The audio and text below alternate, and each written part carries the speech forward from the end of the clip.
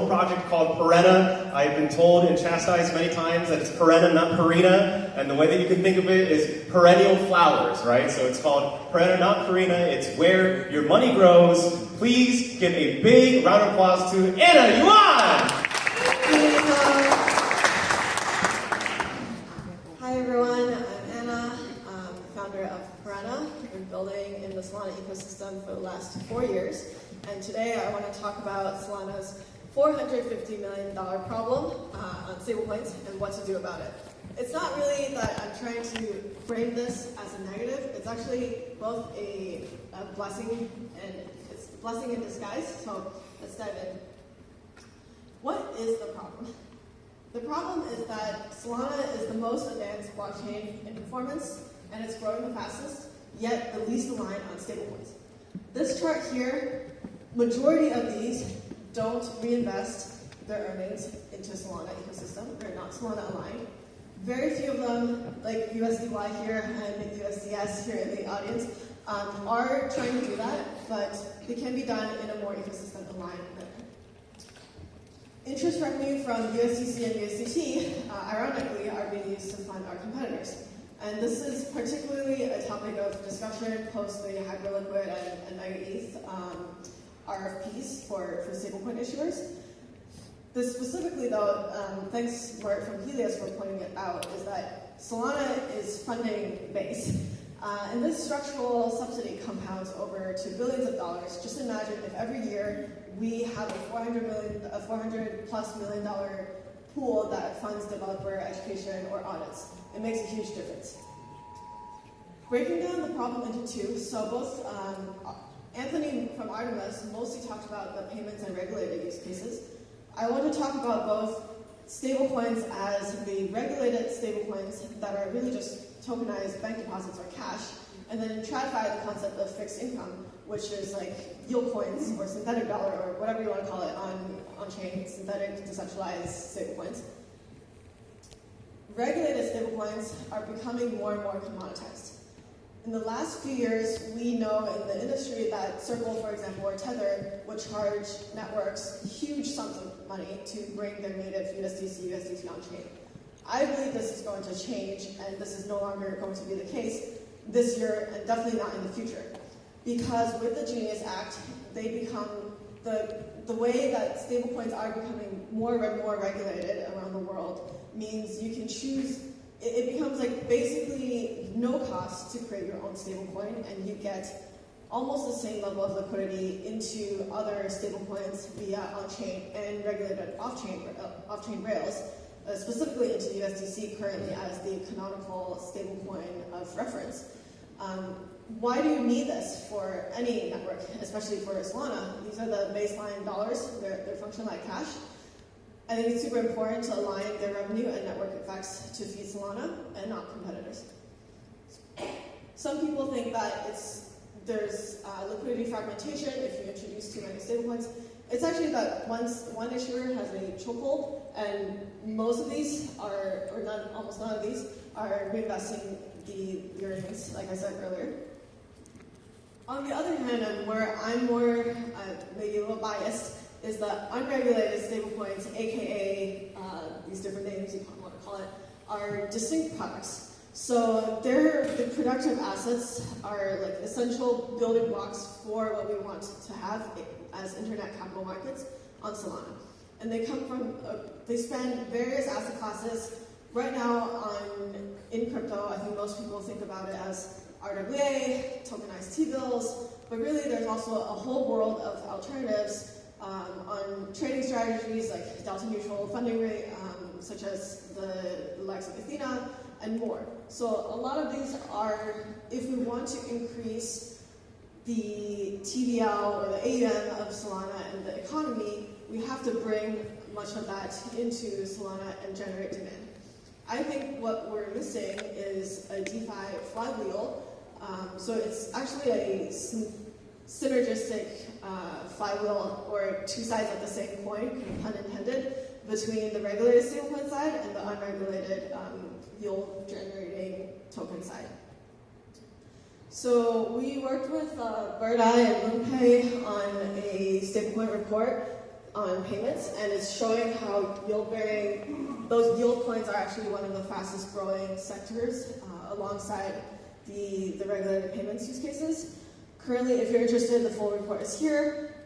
Currently, Sky ecosystem and Athena together have about 50% of market share, so I think this space will continue to grow, and almost all of that I mentioned, the 50% or the 90%, is in other ecosystems. So in the next couple of weeks to months, I foresee a lot more of these players coming to Solana as they see a market void. How I view this is a scorecard. So what we're missing is the total available yield, and from there we can start getting into the fixed and variable yield curves.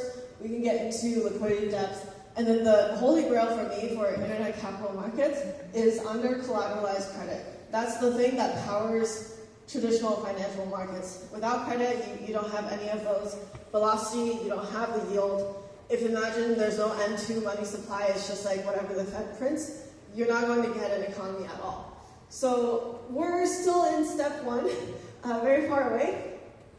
Increasing total available yield is what I'm working on, and what I think many people here are also working on. To Eno's point, if you want to build on Solana, there are a bunch of us here, we're still young, still early. Please come join us in bringing total available yield up for the ecosystem. Perana is the solution. It's not the only solution, it's one of the solutions. We're here to support, who is Perana? We started a year ago as a stable swap. Now I realized what we wanted to do was to help new stablecoins launch on Solana and bring liquidity over. What I realized was that as a first-time builder, pure stable swaps are not the most welcoming for LPs, because when cash somewhere is incentivizing juke lend, and we have a 1% APY stable swap, people are not going to deposit and help increase the liquidity depth. So instead, now we're focusing on helping both creating our own yield-generating asset, as well as supporting other yield-generating productive assets on Solana. I think of it as kind of like a Costco for Perana. It's you go to Costco and you have the Kirkland, and Kirkland's pretty good. But then you also buy a bunch of other things. So this is where we're going. We're making our own Kirkland, but we'll support, and we really want to list every single high quality asset that we think a relatively uninformed retail user will benefit from. And our goal, we're a team of about 10. Half of us have art or design backgrounds. So our goal is we want to create delightful savings experience for the average person who is probably not in this room, and we can onboard normies in a way that they think is beautiful. It's like a cherished memory. And most of the time, I think finance, when people think about, especially on-chain finance, is a lot of FOMO, degenning. I just want people to feel happy saving and watching their wealth grow. So that's another thing that I really care about, I think why you should build on Solana, is the ecosystem is modular, composable, and it is the only way you can build financial applications that are accessible by anyone, anywhere in the world, in a non-KYC manner. And I want to keep DeFi pure that way, and have it be synergistic and composable with traditional finance, which is more institutional and by nature and by regulatory requirement, more permission. So I think many of us, and many of the canonical or original DeFi applications on blockchains, period, started with this thesis. So we were born in Solana. I used to work at Solana Foundation. Most of us come from the Solana ecosystem. And this is our pitch, is we reinvest 100% of our resources into Solana and its builders through the stablebank network. We not only build, we also invest and support other stablecoins and other projects all over the ecosystem. So I hope that if you are thinking about building on Solana in the stablecoin space, welcome to talk to me or my team after this. So what are we actually building? One is going back to the problem that I talked about. So there are two parts of the problem. On the regulated front, because it's so commoditized, I hope we can be one of the many liquidity solutions where we are sort of like a middleware. So USD Prime currently works with Braille and Superstate, and we're onboarding more issuers over time. So many of these issuers themselves already have one-to-one liquidity rails with USDC. That's how you mint their tokenized T-bill or stablecoins. We're just hooking all of them up together. Obviously, it introduces more counterparty risk, but because of the regulated nature of a lot of these stablecoins, we think it's a manageable risk to take. So that way, people can deposit USDC.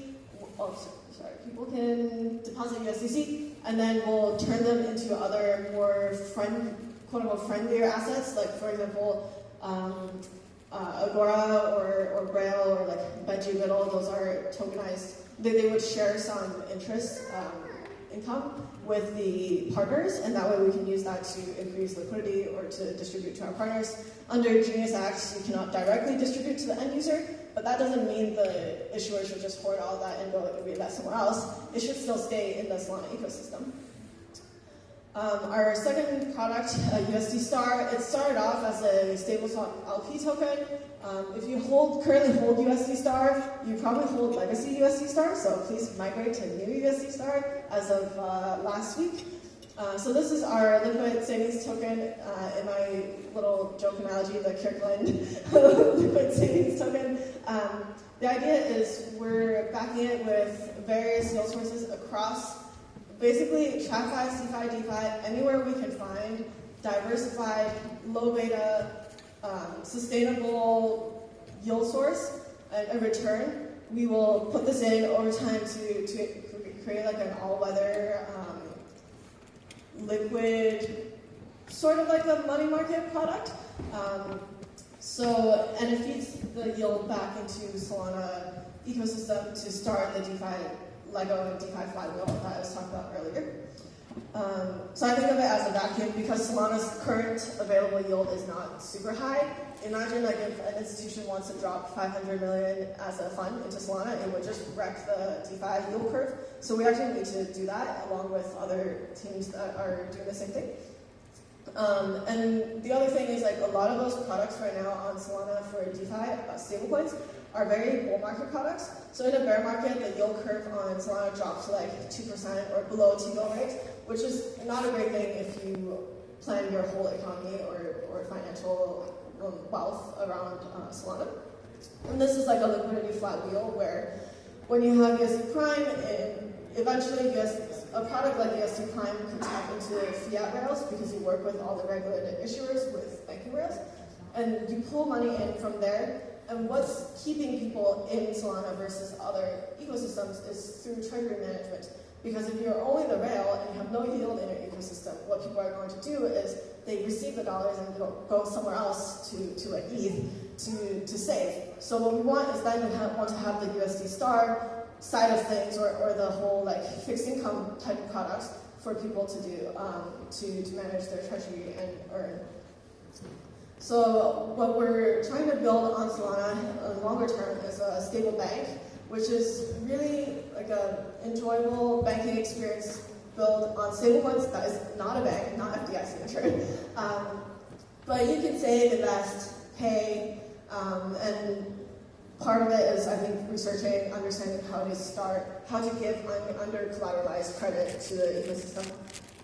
So one of the things is you can invest in specific strategies, and the idea that you can grow, or we together grow the Solana ecosystem via structural recycling and with ecosystem integrations. We're super early in how our on-chain financial system looks, so there's a lot more to build in this space.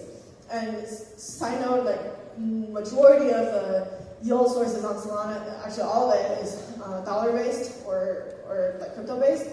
I definitely want to introduce, so if you are working on a non-dollar-based yield source that we can package into a vault, please let me know. I think this needs to be, either of these over there needs to be diversified, and from talking to users, there is a growing demand. Once they satisfy their dollar hedging needs, they start thinking about doing investing in their local currencies.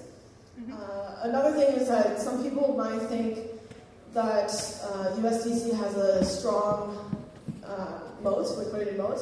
What I will counter is that 99.99, maybe like 100% of the banks and financial institutions don't accept USDC yet as a channel. You can send them ACH, you can send them wires. So we're still super, super early. This is how you can access Perana.